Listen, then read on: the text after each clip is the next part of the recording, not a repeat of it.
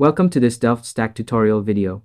In today's video, I'm going to show you how to create a schedule in ClickUp step by step. Whether you're planning project timelines, organizing daily tasks, or simply want better control over when work starts and ends, this easy guide will help you schedule tasks properly and stay on track. First, open your ClickUp workspace and navigate to the space or project folder where your tasks are located.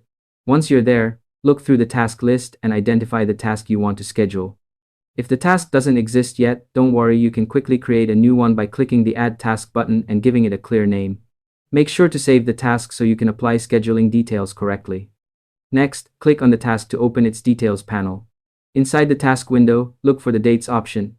This is where scheduling happens in ClickUp. Click on Start Date to open the calendar, then select the date when you want the task to begin. After choosing the date, click on the Time option and set the exact start time for the task. This helps ClickUp place your task accurately on the timeline.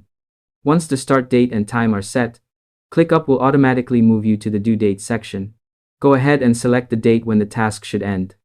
You can also adjust the due time to reflect when the task is expected to be completed.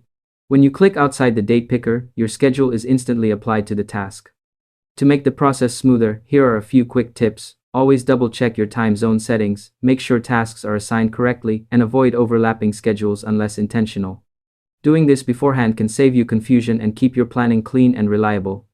Once you've completed these steps, review the task to confirm the scheduled start and end times are visible.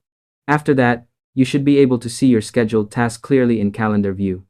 It's also a good idea to switch to the calendar view occasionally to visualize your workload and adjust schedules if priorities change.